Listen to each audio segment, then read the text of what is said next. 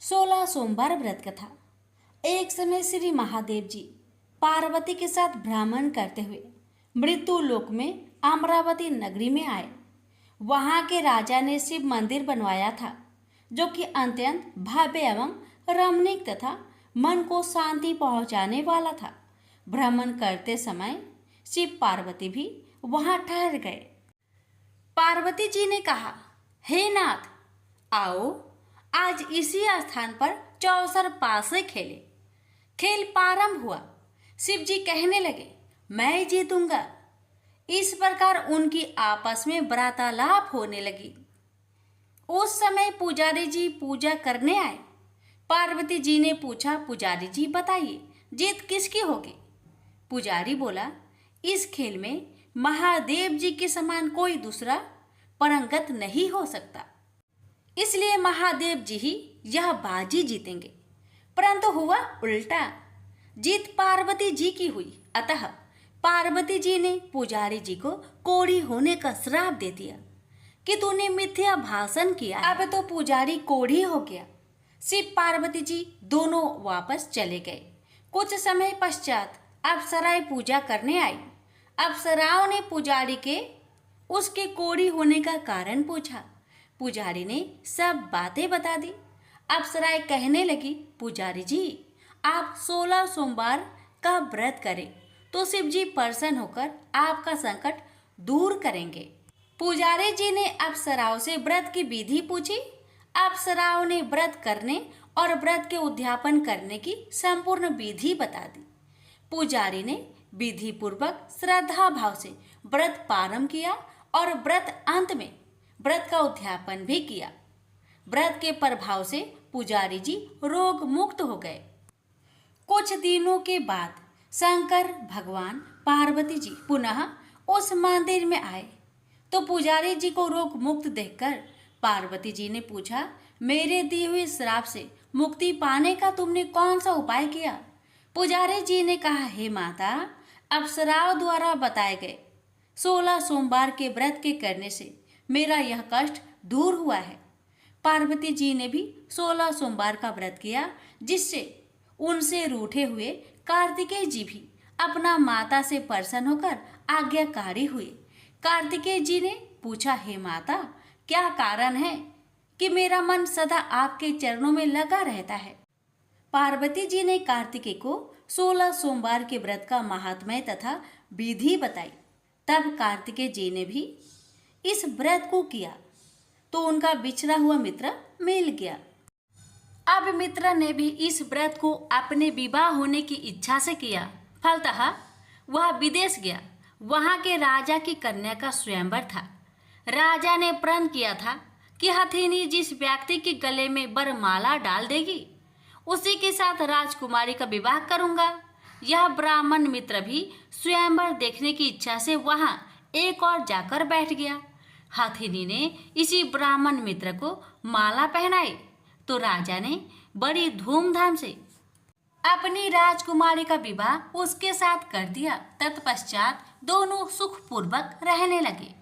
एक दिन राजकन्या ने पूछा, हे नाथ, आपने कौन सा पुण्य किया जिससे हथिनी ने आपके गले में वरमाला पहनाई? ब्राह्मण पति ने कहा, मैंने कार्तिकेय जी द्वारा बताए अनुसार 16 सोमवार का व्रत पूर्ण विधि विधान सहित श्रद्धा भक्ति से किया, जिसके फल के कारण मुझे तुम्हारे जैसे सौभाग्यशाली पत्नी मिली। अब तो राजकन्या ने भी सत्य पुत्र प्राप्ति के लिए व्रत किया और सर्वगुण संपन्न पुत्र प्राप्त किया। बड़े होकर पुत्र ने भी राज्य प्राप्ति की कामना से 16 सोमवार का व्रत किया। राजा के देवलोक होने पर इसी ब्राह्मण कुमार को राजगद्दी मिली। फिर भी वह इस व्रत को करता रहा। एक दिन उसने अपनी पत्नी से पूछा, सामग्री शिवालय ले चलने को कहा, परंतु उसने पूजा सामग्री अपनी दासियों द्वारा भिजवा दी। जब राजा ने पूजन समाप्त किया तो आकाशवाणी हुई कि हे राजा, तुम इस पत्नी को त्याग दो, नहीं तो राजपाट से हाथ धोना पड़ेगा। प्रभु की आज्ञा मानकर उसने अपनी पत्नी को महल से निकाल दिया। तब वह अपने भाग्य को कोसती हुई एक बुढ़िया के पास गई। और अपना दुखड़ा सुनाया। तभी बुढ़िया को बताया, मैं पूजन सामग्री राजा के कहे अनुसार शिवालय में नहीं ले गई और राजा ने मुझे निकाल दिया। बुढ़िया ने कहा, तुझे मेरा काम करना पड़ेगा। उसने स्वीकार कर लिया। तब बुढ़िया ने सूत की गठरी उसके सिर पर रखी और बाजार भेज दिया। रास्ते में आंधी आई तो सिर पर रखी गठरी उड़ गई। बुढ़िया ने डांट कर उसे भगा दिया। अब रानी बुढ़िया के यहाँ से चलते चलते एक आश्रम में पहुंची। गोसाई जी उसे देखते ही समझ गए कि यह उच्च घराने की अबला विपत्ति की मारी है। वे उसे धैर्य बंधाते हुए बोले, बेटी तू मेरे आश्रम में रह, किसी प्रकार की चिंता मत कर।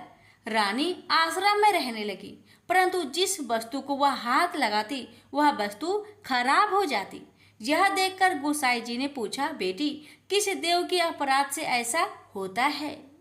रानी ने बताया कि मैंने अपने पति की आज्ञा का उल्लंघन किया और शिवालय में पूजन के लिए नहीं गई। इससे मुझे घोर कष्ट उठाने पड़ रहे हैं। गोसाई जी ने शिव जी से उसके कुशल क्षेम के लिए प्रार्थना की और कहा, बेटी तुम 16 सोमवार का व्रत विधि के अनुसार करो। तब रानी ने विधि पूर्वक व्रत पूर्ण किया। व्रत के प्रभाव से राजा को रानी की याद आई और दूतों को उसकी खोज में भेजा। आश्रम में रानी को देख दूतों ने राजा को बताया। तब राजा ने वहां जाकर गोसाई जी से कहा, महाराज यह मेरी पत्नी है, मैंने इसका परित्याग कर दिया था, कृपया इसे मेरे साथ जाने की आज्ञा दें। शिव जी की कृपा से प्रति वर्ष 16 सोमवार का व्रत करते हुए वे आनंद से रहने लगे और अंत में शिवलोक को प्राप्त हुए। प्रेम से बोलिए हर हर महादेव, माता पार्वती की जय। ओम नमः शिवाय। इसी नगर में एक धनी व्यापारी रहता था। दूर दूर तक उसका व्यापार फैला हुआ था। नगर के सभी लोग उस व्यापारी का सम्मान करते थे। इतना सब कुछ संपन्न होने के बाद भी वह व्यापारी बहुत दुखी था, क्योंकि उसका कोई पुत्र नहीं था, जिस कारण अपने मृत्यु के पश्चात व्यापार के उत्तराधिकारी की चिंता उसे हमेशा सताती रहती थी। पुत्र प्राप्ति की इच्छा से व्यापारी प्रत्येक सोमवार भगवान शिव का व्रत पूजा किया करता था और शाम के समय शिव मंदिर में जाकर शिव जी के सामने घी का दीपक जलाया करता था। उसकी भक्ति देखकर माँ पार्वती प्रसन्न हो गई और भगवान शिव से उस व्यापारी की मनोकामना पूर्ण करने का निवेदन किया। भगवान शिव बोले, इस संसार में सबको उसके कर्म के अनुसार फल की प्राप्ति होती है। जो प्राणी जैसा कर्म करते हैं उन्हें वैसा ही फल प्राप्त होता है। शिव जी द्वारा समझाने के बावजूद माँ पार्वती नहीं मानी और उस व्यापारी की मनोकामना पूर्ति हेतु वे शिव जी से बार बार अनुरोध करती रही। अंततः माता के आग्रह को देखकर भगवान भोलेनाथ को उस व्यापारी को पुत्र प्राप्ति का वरदान देना पड़ा। वरदान देने के पश्चात भोलेनाथ माँ पार्वती से बोले, आपके आग्रह पर मैंने पुत्र प्राप्ति का वरदान तो दे दिया, परंतु इसका यह पुत्र 16 वर्ष से अधिक समय तक जीवित नहीं रहेगा। उसी रात भगवान शिव उस व्यापारी के सपने में आए और उसे पुत्र प्राप्ति का वरदान दिया और उसके पुत्र की 16 वर्ष तक जीवित रहने की भी बात बताई।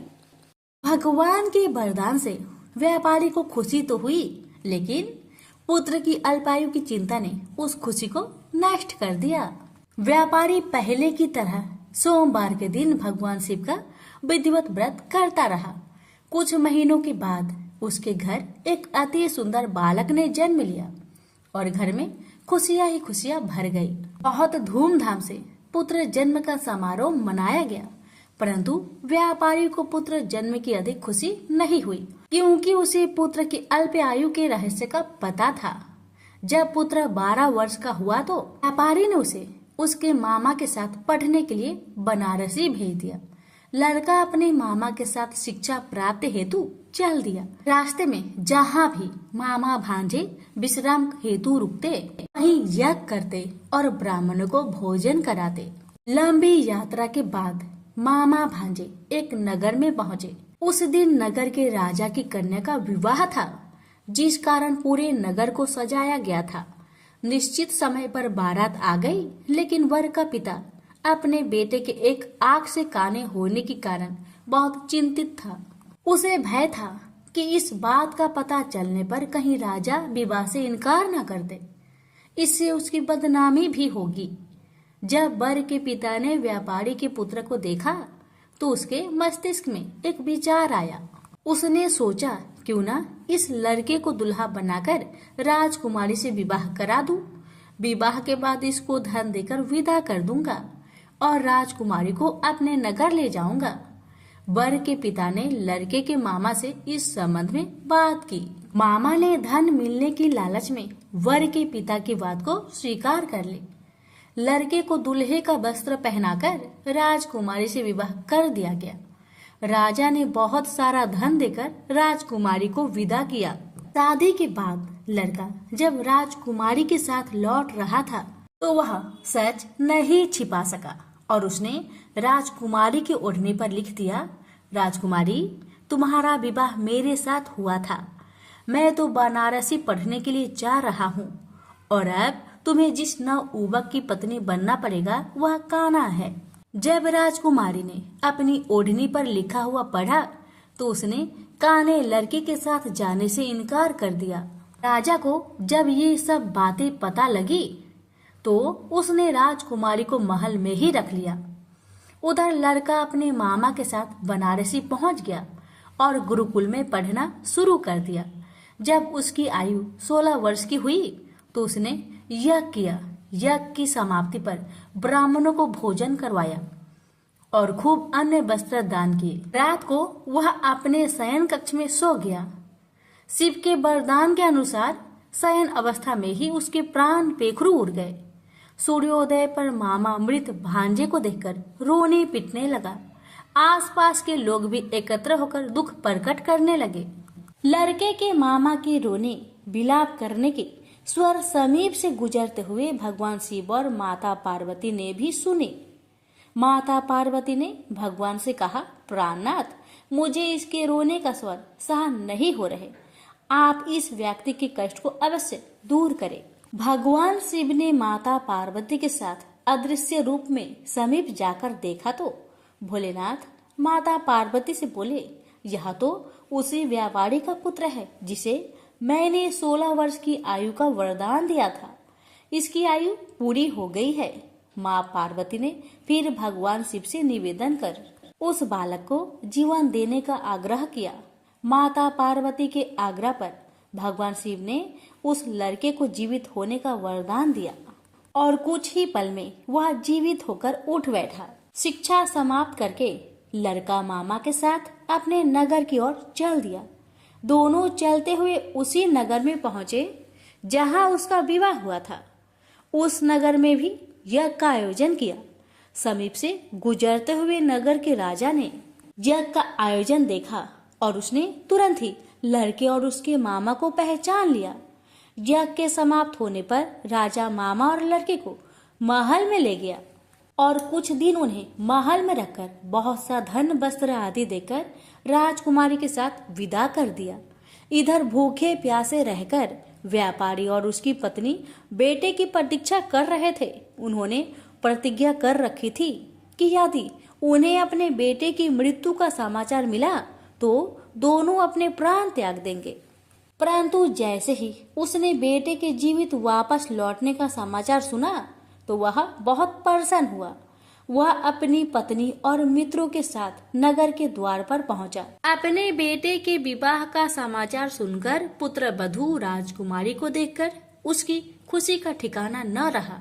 उसी रात भगवान शिव ने व्यापारी को सपने में आकर कहा, हे श्रेष्ठी, मैंने तेरे सोमवार व्रत करने और व्रत कथा सुनने से प्रसन्न होकर तेरे पुत्र को लंबी आयु प्रदान की है।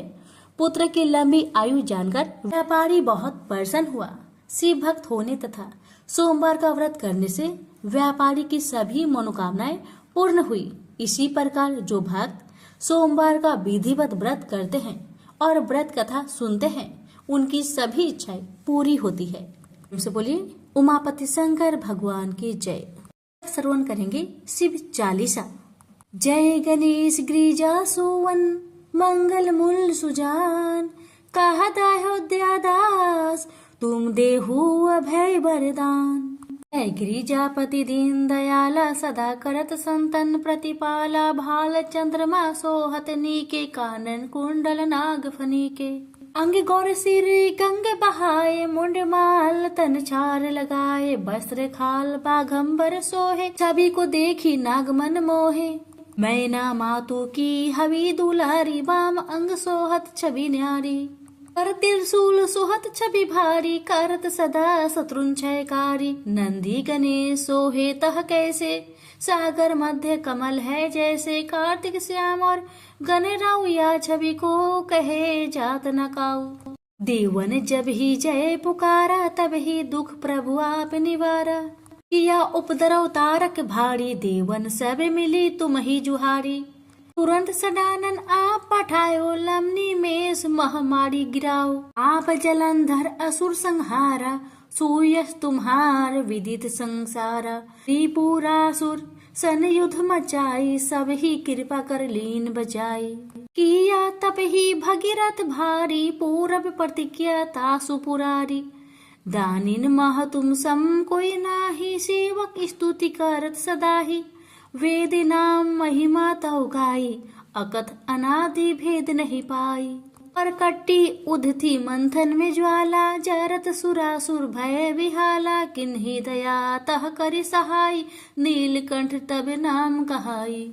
पूरन रामचंद्र जबे किन्हा, जीत के लंक विभीषण तिन्हा। साहस कमल में हो रहे धारी, किन्हा परीक्षा तब ही पुरारी। एक कमल प्रभु राखे उजोई, कमल नयन पूजन चाह सोई।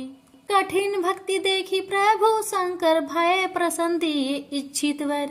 जय जय जय अनंत अविनाशी, कारत कृपा सबके घटवासी। दुष्ट सकल नित मोहि सतावे, भ्रमत रहो मोहि चरनावे। त्राहि त्राहि में नाथ पुकारो, यो ही अवसर मोहि अनुबारो। हे त्रिशूल शत्रुन को मारो, संकट से मोहि आन उबारो। माता पिता भ्राता सब होई, संकट में पूछत नाही कोई। स्वामी एक है आस तुम्हारी, आए हरहु मम संकट भारी। धन निर्धन को देत सदा ही, जो कोई जाचे सो फल पाही। स्तुति की है विधि करे तुम्हारी, क्षमहु नाथ अब चूके हमारी। शंकर हो संकट के नाशन, मंगल कारण विघ्न विनाशन। योगी यति मुनि ध्यान लगावे, शारद नारद शीस नवावे। नमो नमो जय नमः शिवाय, सुर ब्रह्मादि के पार न लाए। जो यह पाठ करे मन लाई, तापर होत है शंभु सहाय। प्रिनिया जो कोई हो अधिकारी, पाठ करे सो पावन हारी। पुत्रहीन कर इच्छा जोई, निश्चय से प्रसाद ते ही होई।